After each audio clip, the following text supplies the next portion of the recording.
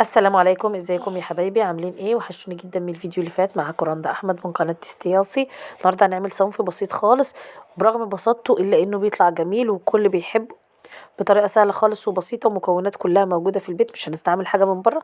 هنطلعه زي محلات كنتاكي بالظبط. هنعمل فراخ المقرمشه بتاعت كنتاكي بطريقه سهله. يلا نبدا بسم الله ونشوف هنعمل ايه.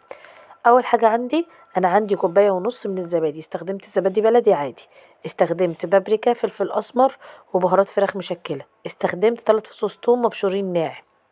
تمام. هسيب لكم كل حاجه في صندوق الوصف بالجرامات وبكل حاجه. جبت كوبايتين الزبادي، نزلت فيهم بحله غويطه وحطيت عليهم ربع كوبايه خل. تمام. هبدأ بقى هنزل عليهم بالثوم بتاع المبشور، هنزل بالبهارات واقلب كله مع بعضه لحد ما يمتزج. طيب، هنقول بقى على تركاية. اول حاجة الفراخ اللي هستخدمها لازم تكون فراخ صغيرة، يعني ما تزيدش عن كيلو ونص. حطيت معلقة كبيرة ملح، دي مهمة جدا، وكوباية من المية. هبدأ بقى اقلب الخلطة بتاعتي لحد ما تبقى سايلة خالص. تمام. هضربها بس كده. الفراخ بتاعتي اللي انا مستخدماها قطعتها، بقطع الفرخة حوالي 8 او 10 قطع عشان تبقى قطع صغيرة، ونقعتها في مية واستخدمت معاها ليمون وخل، ونقعتها يوم كامل في التلاجة. زي ما انتوا شايفين كده مقطعاها قطع صغيرة اهيت، مش كبيرة عشان تستوي معايا وما تاخدش وقت. مهم برضو ان الفراخ بتاعتي تبقى بيضة وصغيرة، ما ينفعش استخدم فراخ بلدي او فراخ كبيرة. اهوت زي ما انتوا شايفين قطعها مش كبيرة.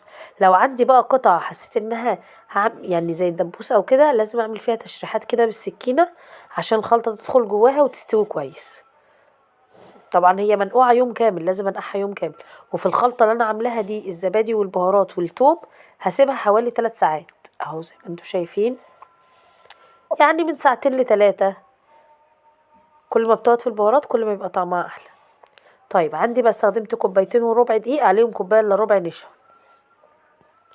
هحط عليهم معلقه كبيره من الملح، وهحط معلقتين 2 كبار مليانين من بهارات الفراخ المشكله. انا عملتها بطريقه سهله خالص، ما حطيتش فيها اي حاجه معقده. نزلت بمعلقه كبيره ملح اهيت، وهقلب كله مع بعضه كويس.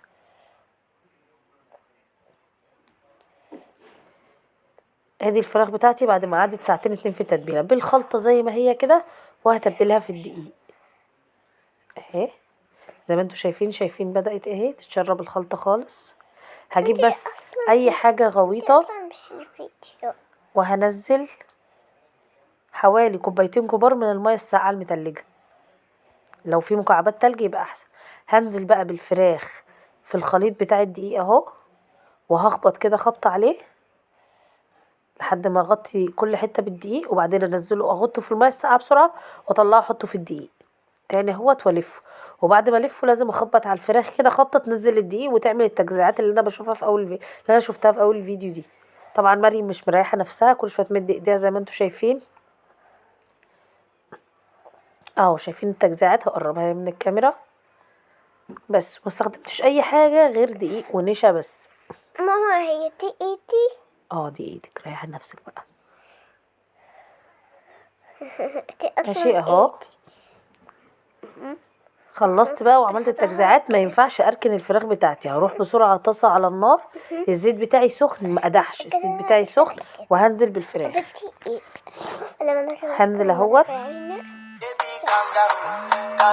بعدين بقى حطينا الفراخ في الزيت اهوت، وما كترش برضو، يعني ما سحمش الطاسه قوي، يعني 3 قطع 4 بالكتير، بحيث ان كل حته ايه تبقى مرتاحه في الطاسه، ما يبقوش مزاحمين قوي. هغطي على الفراخ حوالي 10 دقايق وارجع اقلبها اهو. دي برضو انا بوريكم اهو التجزيعات بتاعتها، ما راحتش ولا اي حاجه، زي ما هي محتفظه بيها. انا قلبتها بس تتشمع. هرجع اغطي عليها بقى واسيب 10 دقايق على الناحيه دي و10 دقايق على الناحيه دي، يعني يا دوب اتشمعت وقلبتها. هغطي واكشف بقى في الاخر. زي ما انتوا شايفين شكلها اهي، ما شاء الله طالعه جميله مستويه من جوه. بغرس فيها الشوكه كده عشان اتاكد ان اللحم بتاعها استوى كويس اهو. هطلع بقى الكميه. ما شاء الله عندي عملت كميه وفيره اهيت، مقرمشه جدا اهيت. وصفة سهلة وبسيطة ومش معقدة ولا اي حاجة، بالعكس بس هي طريقتها سهلة. ممكن اسويها في الاير فراير عادي برضو مفيش اي مشكلة. هسويها ومش هتاخد وقت كتير، يعني هتاخد ربع ساعة تقريبا. اتمنى تجربوا الوصفة. اشوفكم في فيديو جديد وصفة جديدة. مع السلامة.